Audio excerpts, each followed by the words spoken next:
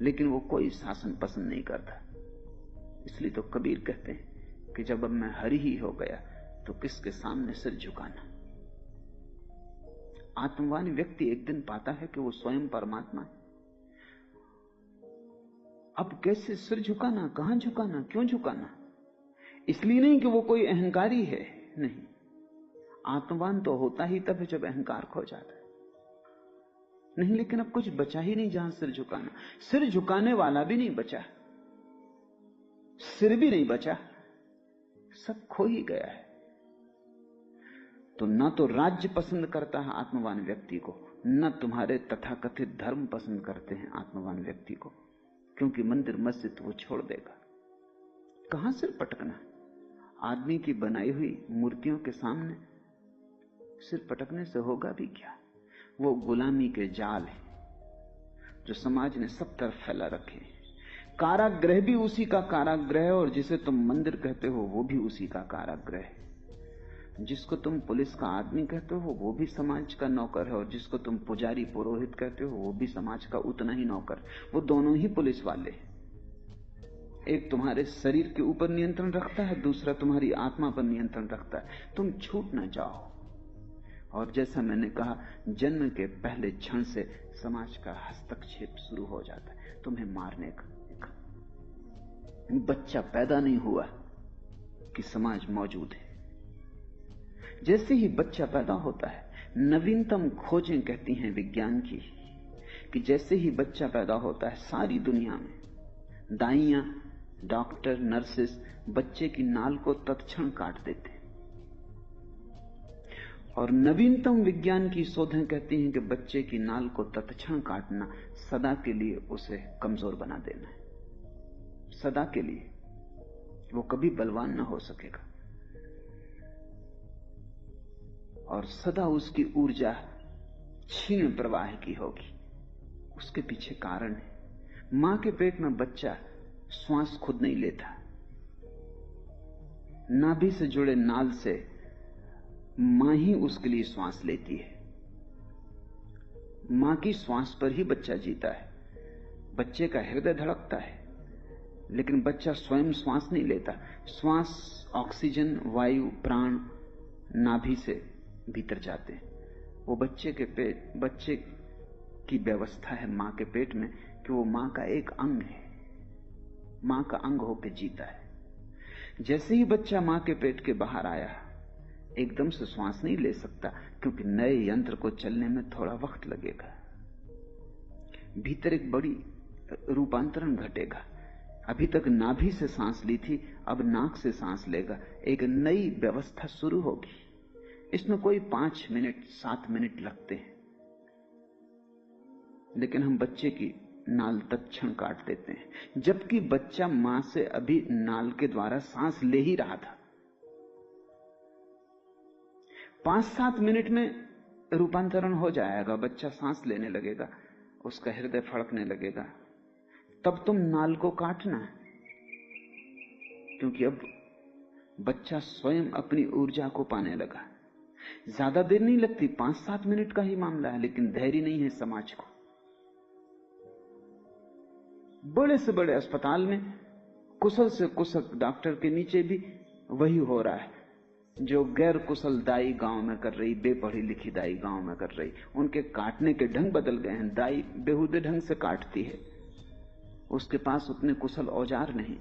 Doctor बड़ी कुशलता से काटता है, उसके पास सुविधा संपन्नता है, सारे कुशल औजार हैं, लेकिन दोनों एक ही काम कर रहे हैं।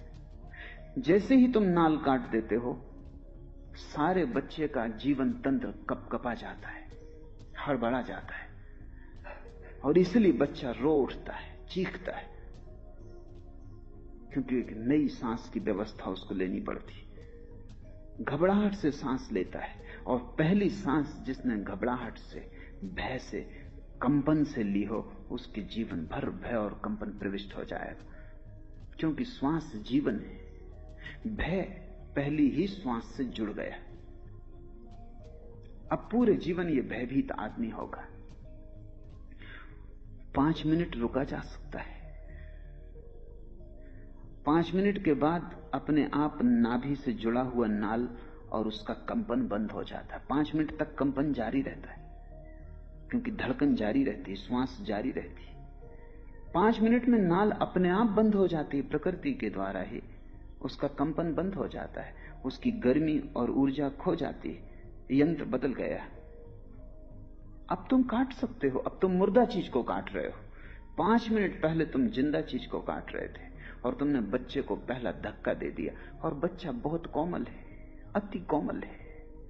9 महीने मां के पेट में उसने कोई कष्ट नहीं जाना, कोई पीड़ा नहीं जानी, किसी तरह का दुख नहीं जाना, एकदम स्वर्ग से, अदन के बगीचे से बाहर आ रहा है और तुमने उसे पहला धक्का दे दिया। मनोवैज्ञानिक कहते हैं ये जो धक्का है ये सारी दुनिया को कमजोर बनाए हुए है। डॉक्टर को जल्दी है, शायद वो कहेगा कि 25 और बच्चे होने वाले। हड़बड़ाहट है, बेचैनी, उसका खुद मन तना हुआ है और उसे पता नहीं वो क्या कर रहा है। अब तो ये अचेतन का हिस्सा हो गया कि बच्चा पैदा हुआ, नाल काट दी। जन्म की पहली घड़ी से भय समाविष्ट हो गया। अब तुम्हें कोई भी डरा सकेगा, अब तुम्हें कोई भी चीज डरा सकेगी। पुलिस का डंडा डरा सकेगा, पुरोहित की आवाज डरा सकेगी कि नरक चले जाओगे। अब तुम्हें कोई भी प्रलोभित कर लेगा, क्योंकि प्रलोभन भय का ही दूसरा रूप है। और ये चलती है समाज की व्यवस्था अंतिम क्षण तक, आखिरी दम तक। तुम जीना चाहो तो भी तुम स्वतंत्र नहीं, हस्तक्षेप। तुम मरना चाहो तो भी हस्तक्षेप, मरने की स्वतंत्रता नहीं। यूरोप और अमेरिका में जहां चिकित्सा ने बहुत विकास कर लिया, लाखों लोग अस्पतालों में पड़े जो मरना चाहते हैं, जो सरकारों को आवेदन करते हैं कि हम मरना चाहते हैं। कोई 100 साल के करीब पहुंच गया है, जीवन जी लिया गया। जो जानना था जान लिया, जो भटकना था भटक लिया, जो देखना था देख लिया। अब न कुछ देखने को बचा, न जानने को, न अब कोई जीने में रस रह गया। लेकिन डॉक्टरों को आज्ञा नहीं है किसी को मरने में सहायता देने की। न केवल यही, बल्कि डॉक्टरों को आज्ञा है कि जब तक बन सके आदमी को जिंदा रखने की कोशिश करें। तो लोग टंगे हैं अस्पतालों में, टांगे बंधी हैं, हाथ बंधे हैं, ऑक्सीजन की नली लगी है, ग्लूकोज दिया जा रहा है। न उन्हें ठीक से होश है, न जीवन जैसी कोई चीज बची है। वो मरना चाहते हैं क्योंकि ये पीड़ा है अब, लेकिन मरने की किसी दुनिया के कानून में आज्ञा नहीं है।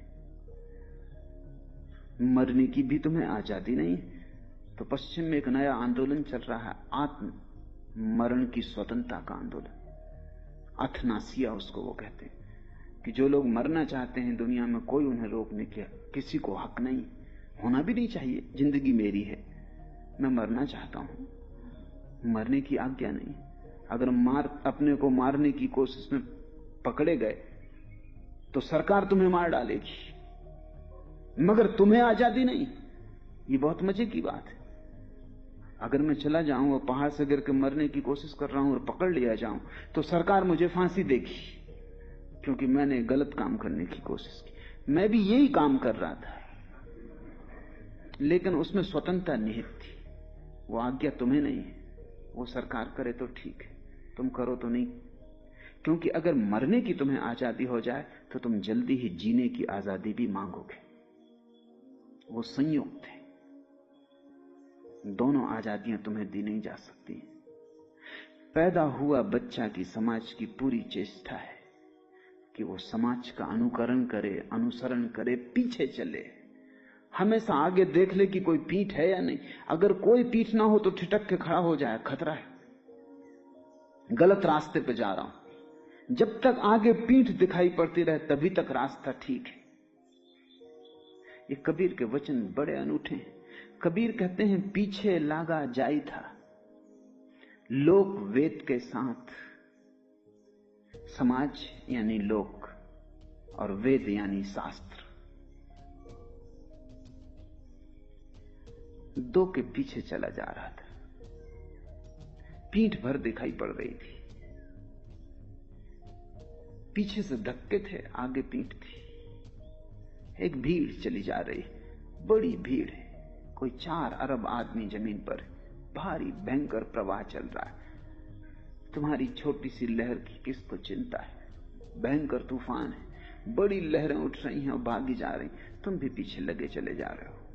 सोचते हो कि जब तक पीठ दिखाई पड़ती है सब ठीक ही होगा। मैंने सुना है कि मुल्ला नसरुद्दीन एक रात ज्यादा पी के मधुशाला से निकला। ठीक ठीक दिखाई नहीं पड़ रहा था कहां जाए। बामुश्किल तो मधुशाला के नौकरों ने उसे अपनी कार तक पहुंचाया। बामुश्किल आधा घंटे मेहनत करके किसी तरह उसने चाबी कार में लगाई। फिर किसी तरह गाड़ी को पुरानी आदतवश चला भी लिया, लेकिन तब सवाल उठा कि जाना कहां है, घर कहां है, ये गांव कौन सा है। बड़े दार्शनिक सवाल उठने लगे। तब एक ही उपाय था कि किसी के पीछे हो लो। तो कोई उपाय नहीं, जाना कहां है, आ कहां से रहे हैं, कौन है, कहां घर है, यही तो चिंता है सारे मनुष्यों की। सीधा सुगम उपाय है, किसी के पीछे हो लो। एक कार के पीछे हो लिया। प्रसन्न था, अब सब ठीक है, कहीं जा रहे हैं। और न केवल धीमी गति से जा रहे हैं, बड़ी तेज गति से जा रहे हैं। चित्त प्रसन्न था। और क्या चाहिए? गति चाहिए। जरूर पहुंच जाएंगे, क्योंकि इतनी तेज गति से जा रहे हैं। और जो होना था वो हुआ। आखिर में जाके वो उस कार से टकरा गया। तो उसने चिल्ला के कहा कि क्या मामला है, इशारा क्यों नहीं दिया कि गाड़ी खड़े करते हो? उस आदमी ने बाहर से निकाल के कहा कि अपने ही गैरेज में। इशारा देने की जरूरत है?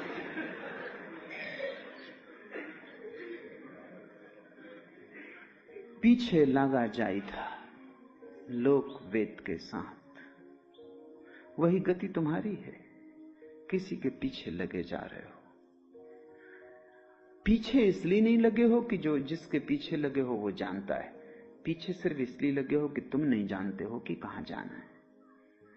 और जब तुम नहीं जानते हो तो तुम किसी के भी पीछे लगो, कैसे पहुंच जाओगे?